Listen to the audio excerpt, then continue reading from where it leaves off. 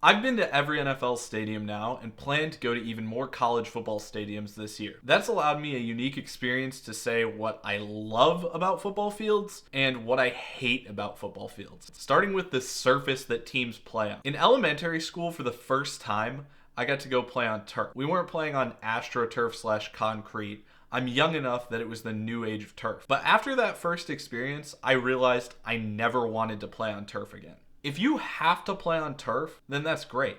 And honestly, I only bring that up because if you're playing on turf, I actually think it's a very fun option for you to be able to have a field that is a different color from a standard looking green grass. And I think a number of them can look pretty good. Just be careful how extreme you go with those designs. If you do get to go with grass, though, you get the benefit of playing on a surface that's usually a lot more comfortable for players. After that, you can kind of look at what's marked on the field and what needs to be there. There's restrictions based on whether it's NFL or college, like whether or not and where you would place the conversion marker for a 2-point attempt, whether that be the 2 or 3 yard line, a kickoff X at the 35-yard line, or anything else like that. But there's other things that you get to have a little bit more of control of, like the yard markings.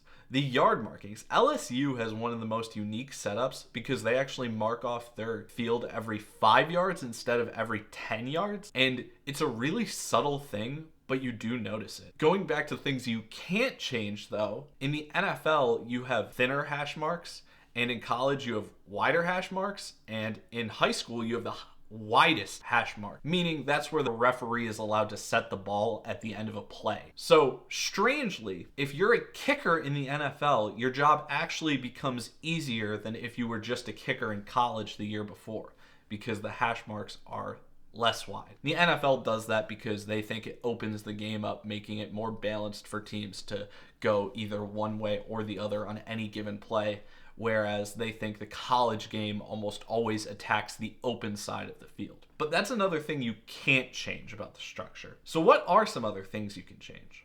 I think there's great options for what you do with your center field logo. The most important thing with your center field logo is that it shows your colors very clearly and it's large enough to look at. But I think the underrated thing is actually considering changing it based on whether or not you choose to wear something like a throwback uniform on a certain weekend. And I think that that can do a lot too. Or just have an awesome design, also like LSU at the center of the field. And I won't keep talking about them exclusively. Next thing to go over is a minor thing again, but it makes a big difference. If you look at about the 25-yard line on plenty of fields, there's about 4 locations at the 25-yard line towards the edge of the field, because you go 2 sides of the field on one end at the 25-yard line, 2 sides of the field at the other end at the 25-yard line.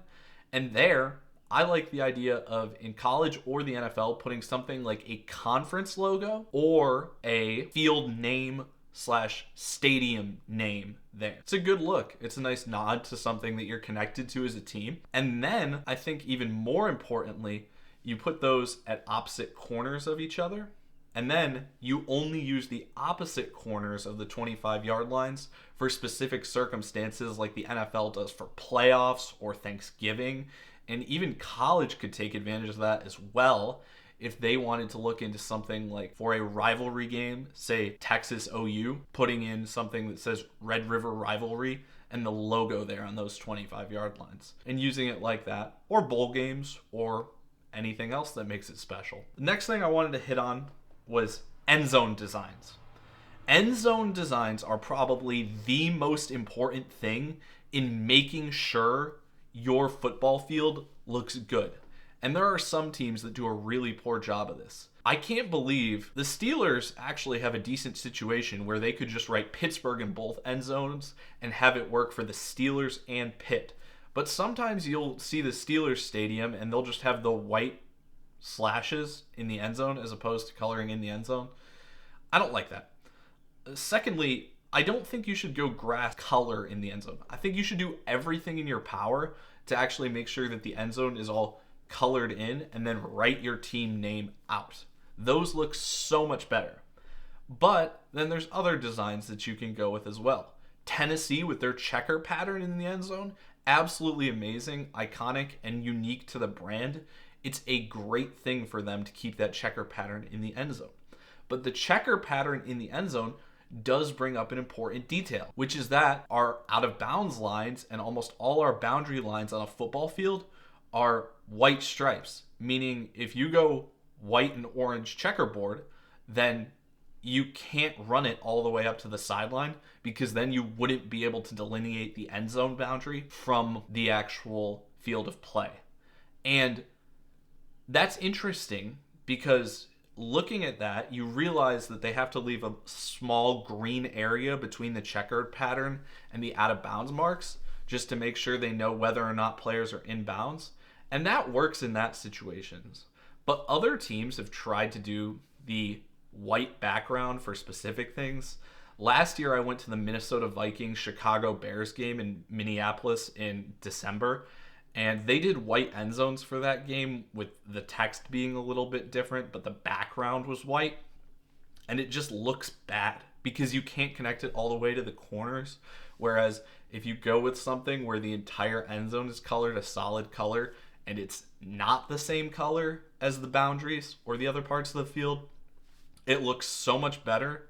And the end zone is such an important place that it should be visualized that way as well. And then thinking about that a little bit more in terms of fields and situations, the number one way to make it feel like you have a cheap bowl game and you're paying to bring teams in to play in a bowl game, but you're not really going all the way there, is to not change anything about the field markings. If you bring a team in to the Lions Stadium, say, and they're playing a bowl game there, and it still just says Detroit Lions in each end zone, it feels a little bit goofy, or Detroit or Lions or whatever variation on that they have. Then the other thing, why not just get a little complaint in about Madden here? I haven't played the most recent Madden, but I played Madden Ultimate Team for a decent amount of time. And one of the most annoying things is that you could change your stadium and uniform in that game. But if you were the home team, you could play as the Chiefs at the Eagles Stadium. But you better believe they weren't going to change the end zones in that stadium, even if you were playing as a different home jersey team. That always bothered me too. And it's a video game, so it's so much easier to do. I just can't believe they never would do that. And lastly, the one thing that I feel you can overlook completely when talking about this only exists at the college level because of NFL regulations, but you do actually have a mild opportunity to make your field more unique if you choose to use different designs for your goalposts. I'm an FSU student, so this came to mind right before I was getting ready to film this video. One of the things that makes our field feel the most unique is that we really don't have a standard set of uprights because they have two supports rather than one like most uprights do nowadays. So with all that in mind, I think those are the most important things to consider in building the perfect football field. And if you enjoyed watching, please subscribe. So, if you enjoyed the video, thanks for watching. 2020 president candidate.